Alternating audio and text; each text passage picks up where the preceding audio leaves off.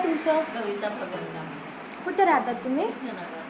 arthritis, काय त्रास होतो तुम्हाला? हे पाटे कंबर टोंगरे वगैरे हातपायला दुखत होते ना. आणखी काही त्रास होता का? नाही हे हातपाय न सावरून लागत होते पाठीचे. काय औषध घेतलं होतं?